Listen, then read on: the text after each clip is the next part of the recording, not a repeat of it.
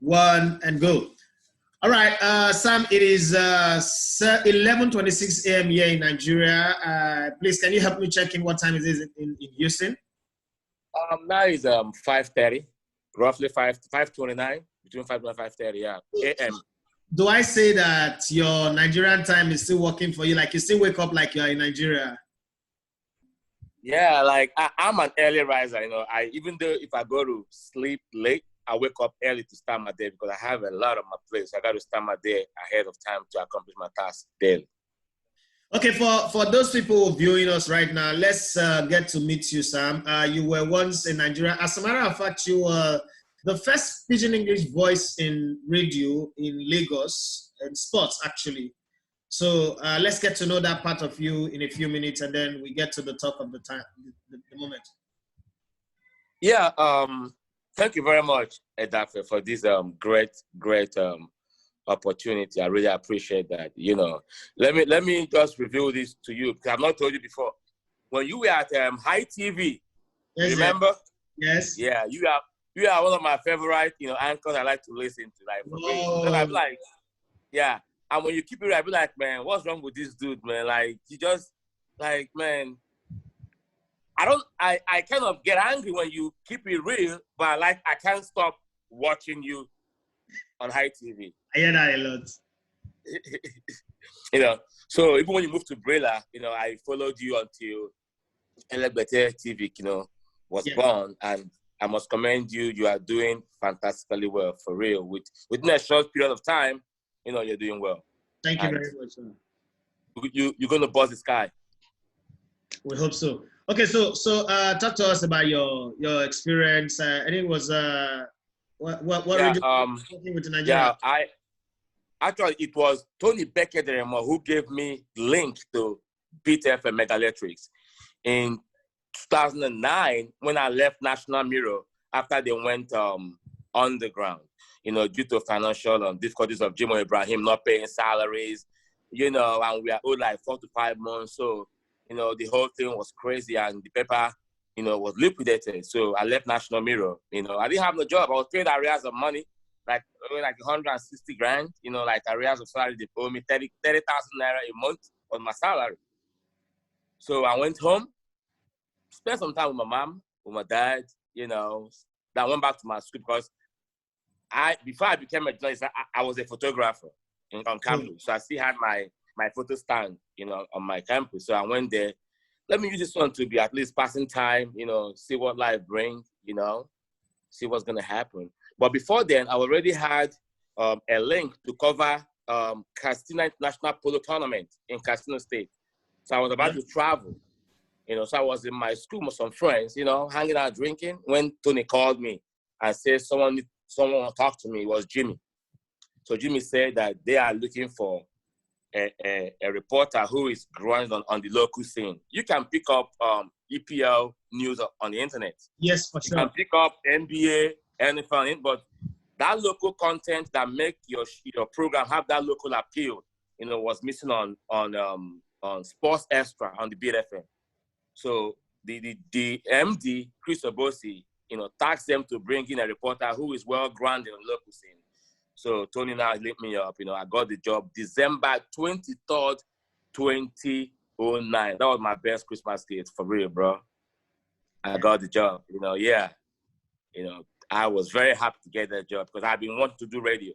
I even came on audition at Brilla FM back in the day when I was looking for a job in Lagos. Stop. Yeah, I did. I'm not gonna lie to you. I Demola Alakeja, right? Yes, it was. Sister. Yeah, I came there. So I said on the beat as a reporter, doing my job, getting those interviews, local stuff, voice and stuff like that. So when Nigeria FM 102.7 was born in 2010 October, so they were searching for a Pidgin sports presenter. I was like, come on, I told Lisa Adebo, I'm like, boss, I can do this thing. I can do it. He said, okay, let me see what you got. Go to the studio, go drop your voice, and just do a 15 minutes presentation. Let me see. So with the help of the program, the production manager, Victor Obata, we did the package it, gave it to Lisa. He bought the idea. I coined that program name, Sports Matter. Yeah. Yeah, I coined that name. Sports Yeah. Matter. You know, I did the voiceover, you know, with the production manager. We did the voiceover, the opening montage, the closing montage, all the everything packaging. But the first day I went on air live, bro, I was nervous. Yes, it All happened to the me staff, too. eh? It happened to me too in 2012 when I went live to present halftime at the Meda in the morning. I mean, it was a very cool studio, 2 AC, 2 horsepower, 4 horsepower AC inside that studio, but I was sweating. I was dripping like it was raining. I was dripping. Because the MD, the GM, the program director, all the staff of Megalectrics were on Nigeria FM on that hour to see what I got to deliver, bro. It was the same. It was the same thing for me. The tough part was that Larry Zamaje had driven in when Bogije had driven in, and I knew it was a run. So, and I know that this man is top notch. It's top quality. I mean, it's hard to please him. Yeah, like it's not a bad person, but you have to meet a certain standard. And I've always been he's a perfectionist. Yes, that's the word. I've always been an analyst. Analysis come to me natural. I mean, I played football, I coach it, so I know it. But presenting, you have to like control console and all that. I didn't know how to do it. Man. You know, so I was sweating. But then I remember it came to me behind my back, like 7:15 to 7:30, behind my back, and he put his hand on my shoulder and he said to me, "Essay, not be you. Not be you where the scatter analysis anyhow. Now you the shake, so I want for you. Not worry boy you be." And you know, it's like a coach coming to tell you that, guy, you got it. What, I believe in you. You are my guy for this position. You know, from that moment, I realized that, man, I've got game. Yeah, I mean, it's me. Like it is me. I've got game. It's like your father telling you that go to school, I'll pay all your bills. Don't worry about the bills, man. I've got you covered. You know, that was exactly what happened to me. It was fun. But one thing I've learned over time during that period was that pidgin, you can speak it freely when you're with your friends on the street, you know, just it flows freely. But the moment it becomes an official something, it's hard. You will know that you got to eliminate some certain word, which, you know, that NBC may clampion, you know. Yeah, and that's something a lot of people don't get. No, because if you're speaking pidgin English on the street, it is hard to say 3 words without a cuss word. You know, so to bring it into radio where there are rules of engagement, rules and regulations. You have to walk the straight line with it to say it the way we say it. And like I said, people, to speak pidgin English as fast as I used to say it on radio, you've got to have your game on. You've got to come with your A game. Yeah, for real. You know, so it was amazing. And then it was Mafemi Raji that told me that, man, check this guy out. Now, this is a guy that started a sports program on radio. Check him out. So I went online to search for you, like, man, if this guy is the guy that started, then he's my forebearer. He's like my predecessor. So let me check him out. That's how I came to look for you. And we became friends, you know, because like, man, I always like to respect the people who's been there before me, like pay the price. It's not easy, you know. I know a lot of people don't do it, but you've got to respect people who've been in the game, in the track. Not even if you've been in the game before them, but on that track, you understand? If they've been on that track before you, you just don't show up and spit on their grave, but you got like pay homage. I won't really say like, you know, Wazobia started their I think Wazobia used God being a role warrior. They used to have one pidgin they were doing on Wazobia. Yeah, it was First Vision show, yeah. Yeah, you know, but one thing I learned when I was doing it was, before I was scripting, you know, word for word translation. It was kind of giving me a little bit of, you know, difficulty flowing freely. So I started doing bullet pointing, you know. I already know this thing. I watch this game. I know what's going on, you know. So I'm now handling it like I'm chit-chatting with a friend, but I'm keeping it clean. Yeah, that's also the way I've always done my broadcast. Like, I tell people that I'm not a scripted guy. I know this game. There's nothing about football you're going to tell me. If the subject is on football, I know football into two. I've been in football like all my life. So I'm not going to read your script, but believe me, when I bring myself to the play, you would accept that what I'm bringing is a lot better than the script, because the script is going to confirm. Bringing the A game on. Yeah, I'm going to bring my A game on. It's like, you know, bringing Denzel Washington to your movie. You know it's going to come with his A game, or Samuel L. Jackson. Yeah. So put me there. It's not me being arrogant, but it's me just telling you that, guy, whoever is writing the script, let's be honest, I know more than this person. So Yeah. you would lose quality if you ask me to follow the script because I know more. And then this script is going to limit me to just give like 10 or 15% of myself. But I guarantee you, I'm going to give all, but I'm going to also make it clean. So, Sam, let's get past all of that. Now, let's come to what is happening. The world, the way I choose to target is that the world is on slow reboot. It's like when you install Windows 2020 in a Pentium 3 computer. Yeah. So that's exactly what the world is going through right now. The world is in a slow reboot. There's no longer fast lane, fast track, fast lane Japan, fast lane New York, fast lane New York, at all. fast lane Mexico City or Rio de Janeiro. Everybody is on slow motion and there's nothing you can do. And for once, I stopped to think and I said, the man upstairs will be laughing at humanity right now. You know why God will be laughing at humanity? The question is, God and the angels will sit down and be saying, where were they all rushing to before? What was chasing them before that they can no longer run after? What were they chasing after? Because everybody is on slow motion, everybody's sitting at home. But you are in Houston, I'm in Lagos, the experience here in Lagos, I must say that the Lagos state government have done quite incredibly well. And I said it from the beginning now, humanity will always prevail. But the thing about Nigerians is we always know how to rise to the occasion. And once again, like we did against Ebola, the Lagos state government have risen to the occasion, even though there are people who are fearmongers who think that, oh, this is just the teething stage, the real problem is yet to come. But I'm going to be happy for what we've been able to achieve. So let me get from your side. I know I saw Andrew Cuomo crying the other day, and I heard he's contacted the virus now. New York is what was Z, as far as I'm concerned, is vampire empire right now. And America is really facing the heat. But you're in Houston, right? Yes, sir. Okay, so how is the situation like? What was it like before, let's say December, January, early February, and what is it like right now? All right. Before the World Health WHO declared it a pandemic, we were having normal life in Houston. I was going to work. I was doing, what I was doing in public. The MLS just kicked off. We're into the second week of the season. The NBA was on. A whole lot of activity was happening in Houston, but there was this fear, in the air that something is coming. But because it was in China, everyone was like, it's far away from us. It can't get here. The government will have it under control. But the fact is that the government didn't really believe, in what was being said. So there was no adequate, strong preparation for when the pandemic broke out in the US. But the way they went after it became pandemic is very, very commendable. I'm telling you. Now there's a stay-at-home order in Houston.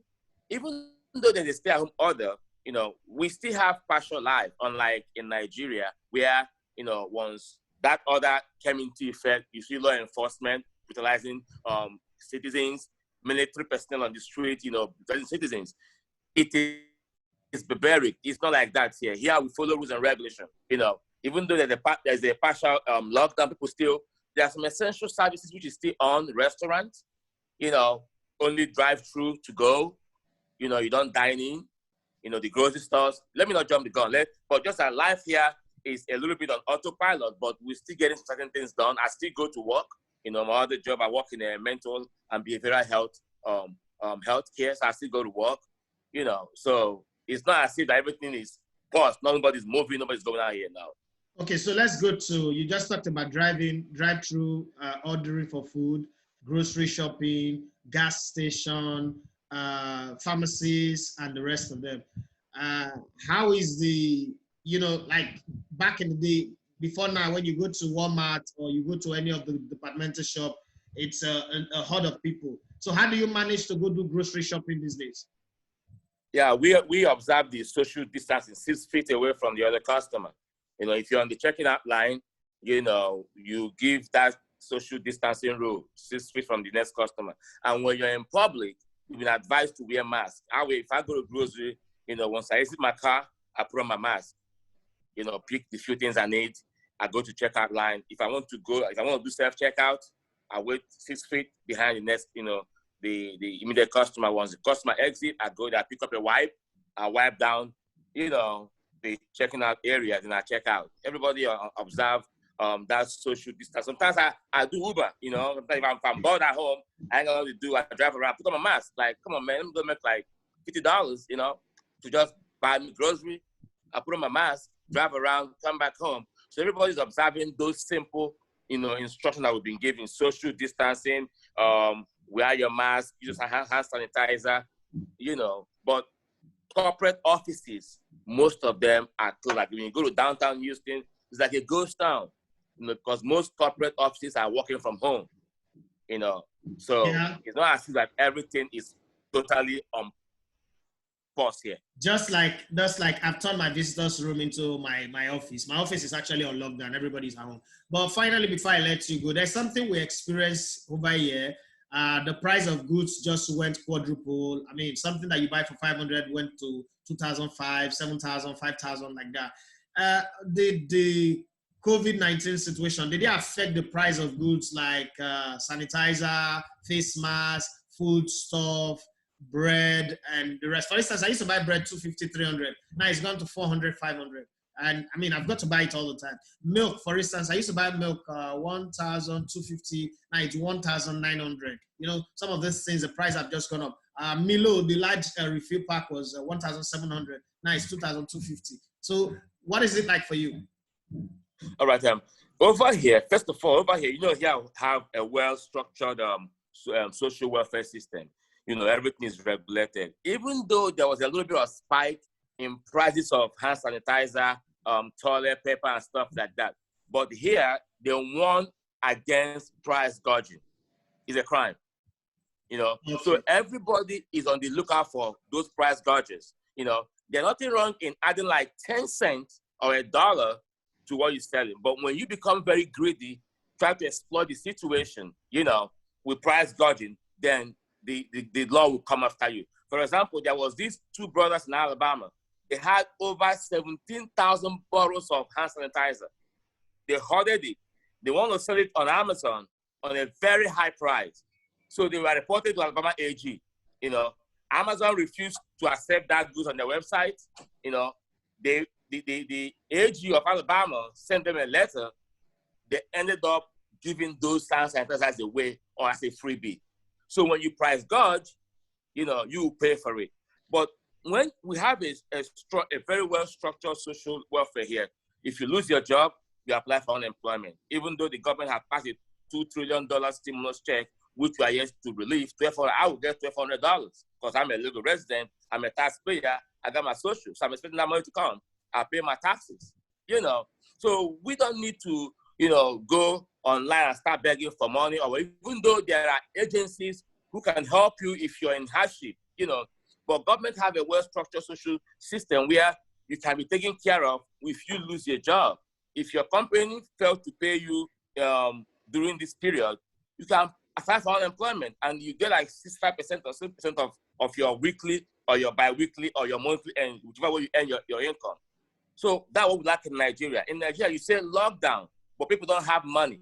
You lock the market. I understand you're trying to prevent the spread of the disease, but had it been that the Lagos state government, Abia state government, all the state government were able to build an ultra-modern market system, you know, this lockdown will not be biting people, you know, economically and otherwise, because people want to go to market and buy something. Leave the restaurant open. Let it be takeaway food, no dining in.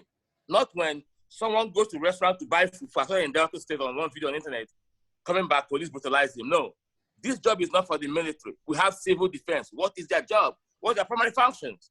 Civil defense. This is civil matter. This is not a war to bring out soldiers with AK-47, you know, assaulting citizens, police brutalizing citizens, you know, destroying people's stores. No, citations, fines.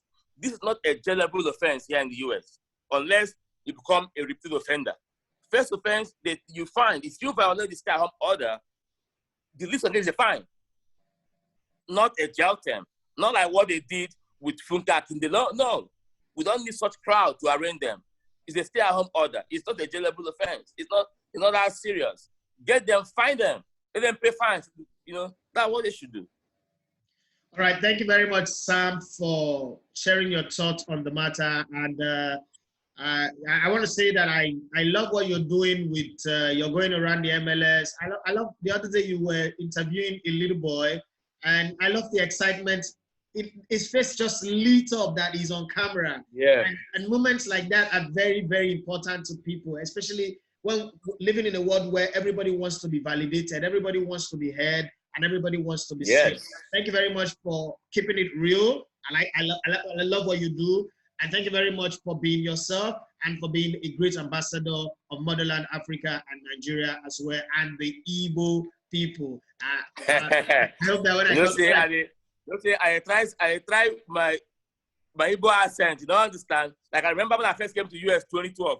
One of my friend told me, "Hey, guy, you can't make it on radio." I said, "Why?" He said, "You got an accent." I said, "I don't have an accent. I'm an Igbo man. It cannot go away." But one thing I have to do is speak clear so you can hear me. The first time I went on ESPN, I said, "Bro, go to 97.5, man. You're going to hear something." He said, "What?" I said, "Just tune in, bro. You're going to hear something." The guy tune in. He was like, "Man," I said, "Listen, never you tell a man he cannot do something." Never. I mean, it's actually my biggest driving force. When I was living in Ikoyi and I told my friend that this thing that these guys are, we're driving in the car in Falamo, and I said that this thing that these guys are saying already, I can do a lot better. And he said, "Come on, guys, sit down there. You can't. These guys are legend. These guys are this." I said, "Okay, you know what? You're going to be telling people in a couple of years' time from now that guy is my friend."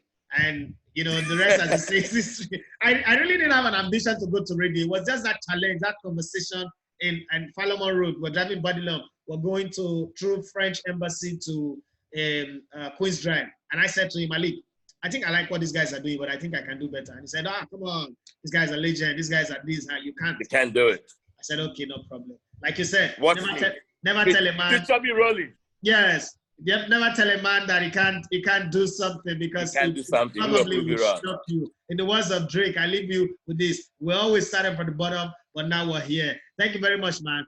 Have a great time. One love, bro.